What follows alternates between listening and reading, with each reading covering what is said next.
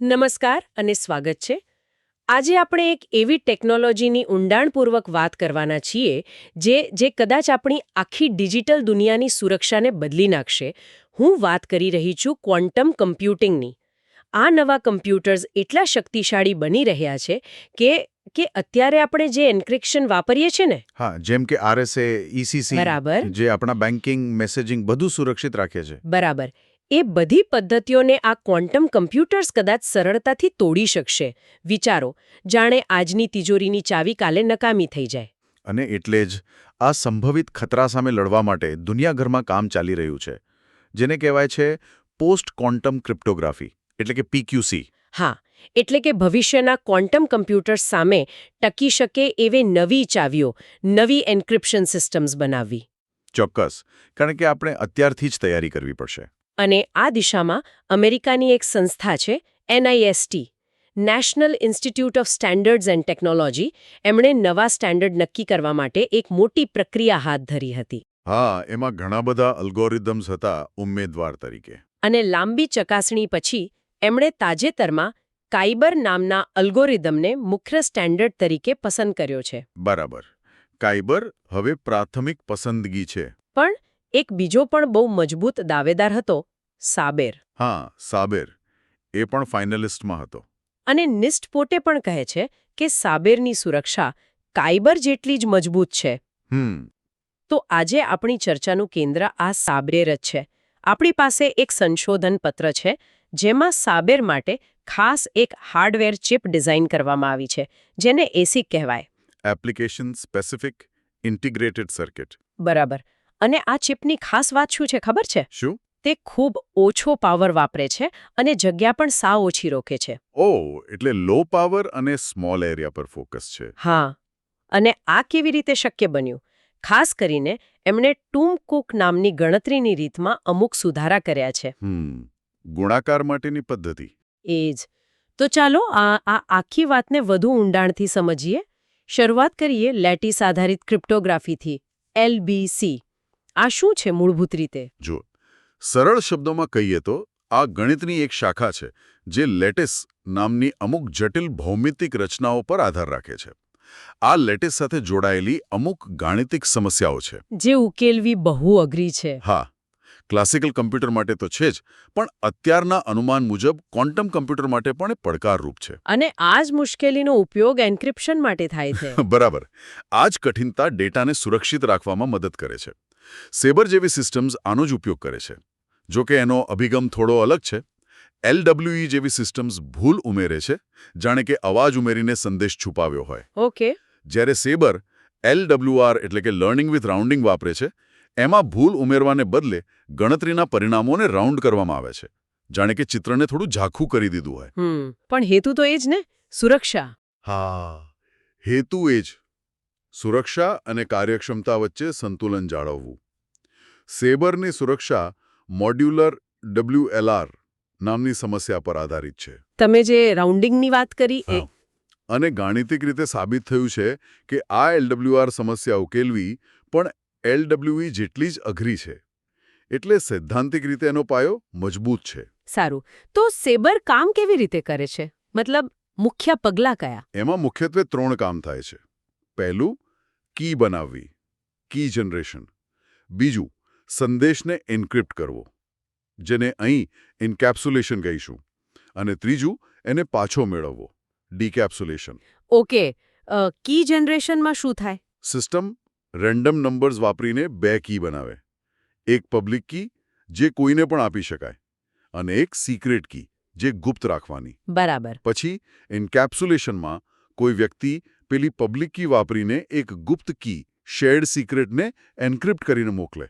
અને ડીકેપ્સ્યુલેશનમાં? જેની પાસે સિક્રેટ કી હોય એ વ્યક્તિ પેલા એન્ક્રિપ્ટેડ સંદેશમાંથી મૂળ ગુપ્ત કી પાછી મેળવી શકે. સમજાયું. અને સેબરને વધુ વ્યવહારુ બનાવવા માટે એને કેમ તરીકે ડિઝાઇન કરાયું છે, કી એન્કેપ્સ્યુલેશન મિકેનિઝમ. KMM. એનો શું મતલબ? એનો મુખ્ય ઉપયોગ 2 પક્ષો વચ્ચે સુરક્ષિત રીતે એક શેર્ડ સિક્રેટ કી સ્થાપિત કરવાનો છે, જેમ કે એલિસ અને બોબ વચ્ચે. ઓહ, એટલે આખી વાતચીત એન્ક્રિપ્ટ કરવા માટે નહીં, પણ ફક્ત શરૂઆતની કીની આપલે માટે? બરાબર. એકવાર આ શેર્ડ કી બની જાય પછી એનો ઉપયોગ AES જેવા ઝડપી સિમેટ્રિક એન્ક્રિપ્શન માટે થાય છે, જે ખરેખરનો ડેટા એન્ક્રિપ્ટ કરે. એટલે KM નો રોલ નાનો પણ મહત્વનો છે. ચોક્કસ. અને આ KM ને CCA જેવા હુમલાઓથી બચાવવા માટે ફુજીસાકી ઓકામોટો ટ્રાન્સફોર્મ જેવી પદ્ધતિઓ અને SHA-3 જેવા હેશ ફંક્શન્સ પણ વપરાય છે. એટલે સુરક્ષાના ઘણા સ્તર છે. હા, ટૂંકમાં કહું તો તે એક મજબૂત અને સુરક્ષિત કી એક્સચેન્જ સિસ્ટમ છે. આ બધું તો બરાબર, પણ સેબરમાં અમુક વસ્તુઓ છે કે થોડી અલગ છે નહીં? થોડી અસામાન્ય. હા, કહી શકાય. જેમ કે પેલી પાવર ઓફ 2 મોડ્યુલની વાત. મોટાભાગની LBC સિસ્ટમ્સ તો પ્રાઇમ નંબર વાપરે છે. હા, કારણ કે પ્રાઇમ મોડ્યુલસ એન્ટિટી જેવી ઝડપી ગુણાકાર ટેકનિક માટે સારું છે. પણ સેબર તો પાવર ઓફ 2 વાપરે છે, જેમ કે 1024. તો પછી ગુણાકાર કેવી રીતે થાય? સેબર એન્ટિટીને બદલે ટૂંકુક અને કરાત્સુબા જેવી બીજી ગુણાકાર પદ્ધતિઓ વાપરે છે, જે પાવર ઓફ 2 સાથે સારું કામ કરે છે, અને એના બીજા ફાયદા પણ છે. ઓકે, એની વાત કરીશું. બીજું શું ખાસ છે? એની સુગમતા, ફ્લેક્સિબિલિટી. ફ્લેક્સિબિલિટી કેવી રીતે? તે મોડ્યુલ લેટેસ વાપરે છે. એનો અર્થ એ કે સુરક્ષાનું સ્તર બદલવું હોય તો ખાલી અમુક મેટ્રિક્સનું ડાયમેન્શન બદલવાનું રહે. એટલે કે લાઇટ સેબર, ફાયર સેબર જેવા વર્ઝન માટે. હા, અને આનો મોટો ફાયદો એ છે કે એક સ્તર માટે બનાવેલું હાર્ડવેર કે સોફ્ટવેર થોડા ફેરફાર સાથે બીજા સ્તર માટે પણ વાપરી શકાય. આ તો સારું કહેવાય. અને ત્રીજી અને મારા મતે સૌથી મહત્વની વાત, સાઇડ ચેન હુમલા સામે રક્ષણ. હા, આ બહુ જ અગત્યનું છે. આ એવા હુમલા છે જ્યાં હેકર સીધો ગણિત નથી તોડતો, પણ ચિપ કેટલી પાવર વાપરે છે કે કેટલો સમય લે છે એવી માહિતી પરથી કી જાણવાનો પ્રયાસ કરે છે. બરાબર. તો સેબર આમાં કેવી રીતે મદદ કરે છે? સેબરના અલ્ગોરિધમ્સ કોન્સ્ટન્ટ ટાઈમ છે. એટલે કે ઇનપુટ ગમે તે હોય, ગણતરી લગભગ સરખો જ સમય લે. ઓકે, એટલે સમય પરથી કશું જાણી ના શકાય? હા, વત્તા પેલું રાઉન્ડિંગ અને બાયનોમિયલ ડિસ્ટ્રીબ્યુશન જેવા સરળ રેન્ડમ નંબર્સનો ઉપયોગ પણ એટેક સરફેસ ઘટાડે છે. અને પેલી પાવર ઓફ 2 મોડ્યુલની વાત હતી, એનું શું? એના કારણે માસ્કિંગ જેવી ટેકનિક જે સાઇડ ચેનલ એટેક સામે રક્ષણ આપે છે, તે સેબર પર કાયબર જેવા બીજા કેમ્પ્સ કરતાં વધુ અસરકારક રીતે લાગુ કરી શકાય છે. અચ્છા, એટલે પાવર ઓફ 2 ના પણ ફાયદા છે? હા, અને આ સંશોધનમાં જે ACIC બની છે એ પણ કોન્સ્ટન્ટ ટાઈમ ડિઝાઇનને અનુસરે છે.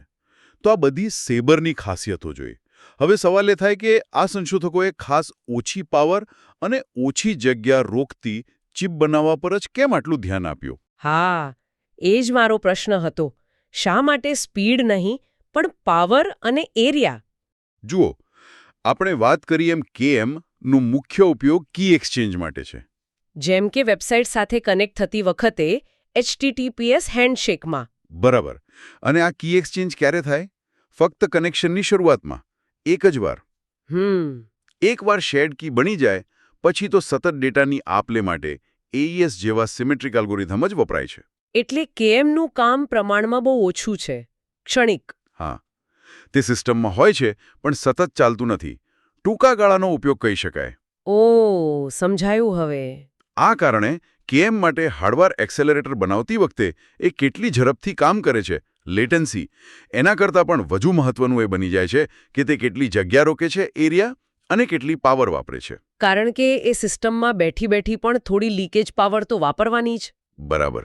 એટલે કુલ ઊર્જા વપરાશ, એનર્જી ઘટાડવો મહત્વનો બને છે. આ સંશોધનનું મુખ્ય લક્ષ્ય આ જ હતું, એકદમ કાર્યક્ષમ, ઓછી જગ્યા અને ઓછી પાવર વાપરતી સેબર ચિપ. અને આ લક્ષ્ય સિદ્ધ કરવા માટે એમણે જે મુખ્ય નવીનતા કરી તે હતી એના ગુણકમાં, ખરું ને? હા, બિલકુલ. લેટિસ આધારિત ક્રિપ્ટોગ્રાફીમાં બહુપરીઓનો ગુણાકાર, પોલિનોમિયલ મલ્ટિપ્લિકેશન, એ સૌથી વધુ ગણતરી માંગી લેતો ભાગ છે. એ જ બોટલનેક છે. જે આપણે સ્કૂલમાં શીખીએ એ લાંબી રીત તો બહુ ધીમી પડે. હા, એને સ્કૂલબુક મેથડ કહેવાય. એના કરતાં કમ્પ્યુટર માટે ટૂમ કુક જેવી વધુ ઝડપી પદ્ધતિઓ છે. અને આ ચિપમાં ટૂમ કુક 4-વે વપરાય છે. હા, એનો મૂળ વિચાર ભાગલા પાડો અને રાજ કરો જેવો છે. એટલે એ એક મોટો 256 × 256 ના ગુણાકારને 7 નાના 64x64ના ગુણાકારમાં વહેંચી નાખે છે. અને હાર્ડવેરમાં આ સાતેય ગુણાકાર એક સાથે થઈ શકે, સમાંતર. બરાબર.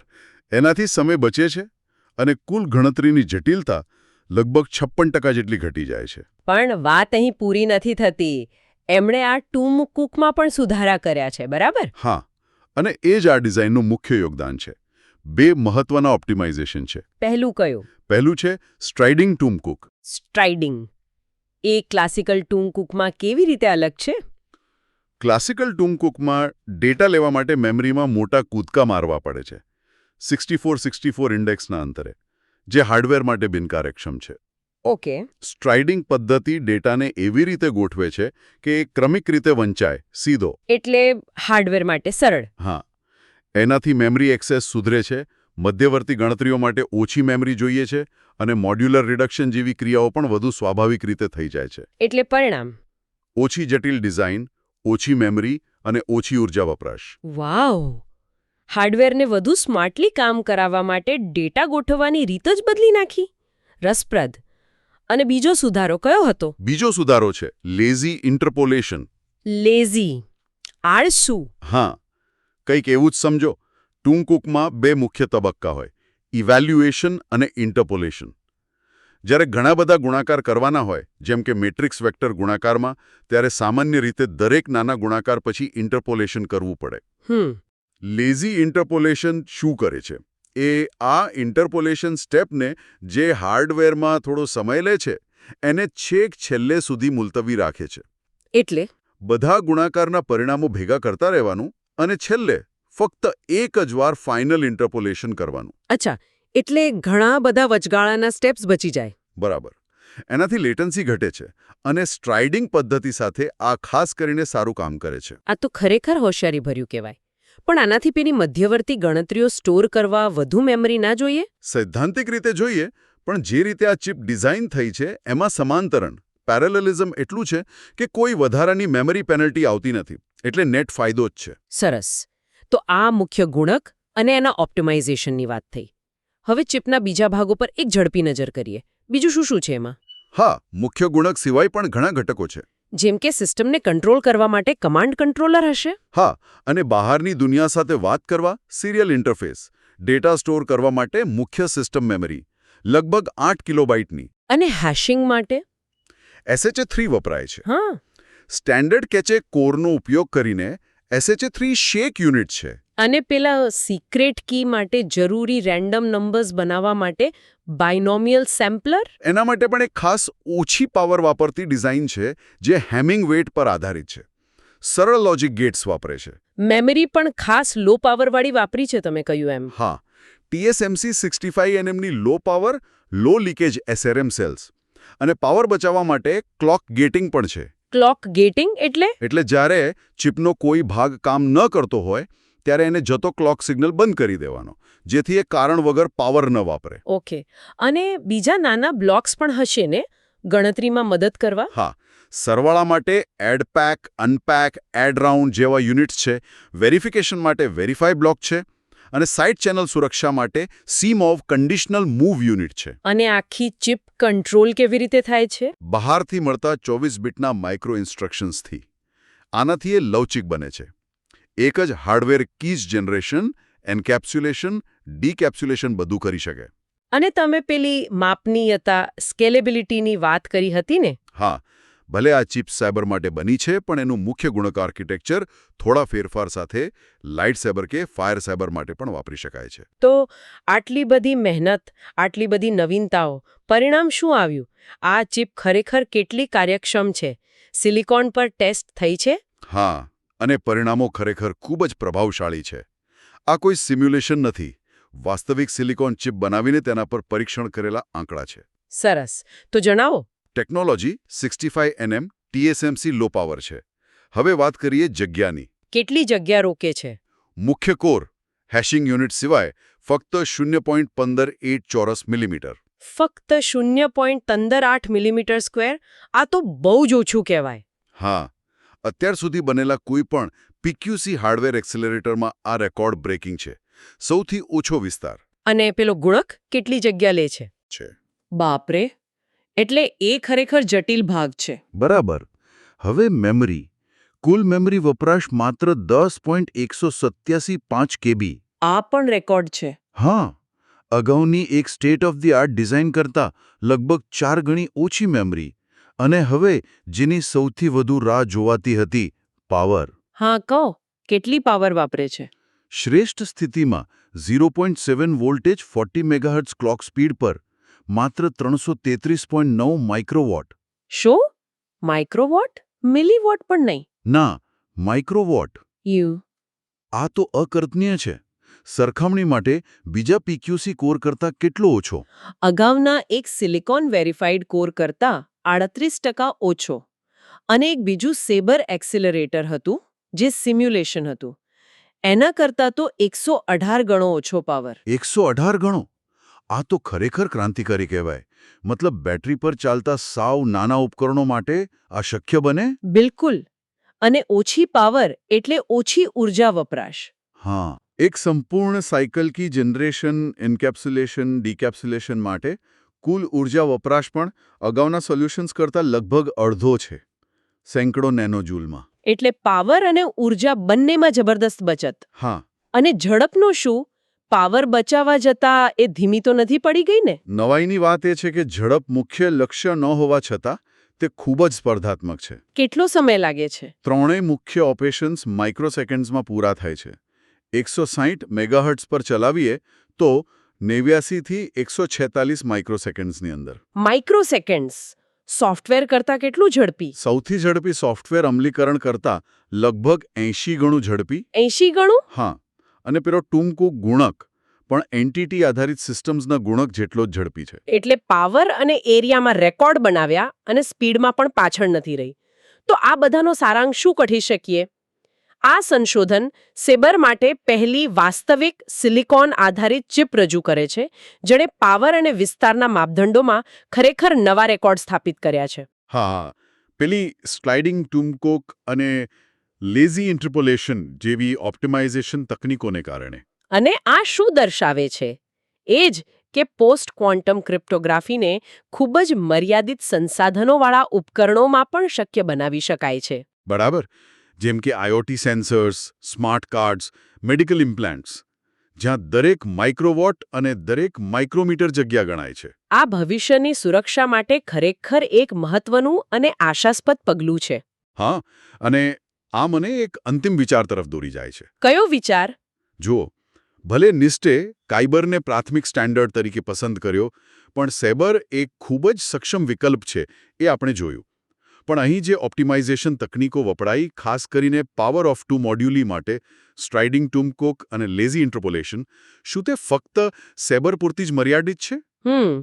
સારો પ્રશ્ન છે. શું આ જ સિદ્ધાંતો, આ જ ટેકનિકનો ઉપયોગ કરીને અન્ય લેટિસ આધારિત સ્કીમ્સ, કદાચ કાઇબરના પણ આવા જ અતિ ઓછી પાવરવાળા અત્યંત નાના વર્ઝન બનાવી શકાય? ખાસ કરીને પેલી મર્યાદિત સંસાધનોવાળી એપ્લિકેશન્સ માટે?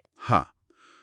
સંશોધન પત્ર પોતે આ શક્યતા તરફ ઇશારો કરે છે, પણ એને ભવિષ્યના કાર્ય તરીકે છોડી દે છે. એટલે એ જોવું રસપ્રદ રહેશે કે આ દિશામાં આગળ શું થાય છે અને આ ટેકનિક્સ બીજે ક્યાં ઉપયોગી થઈ શકે છે. ચોક્કસ. ભવિષ્યમાં આના પર વધુ કામ થવાની શક્યતા છે.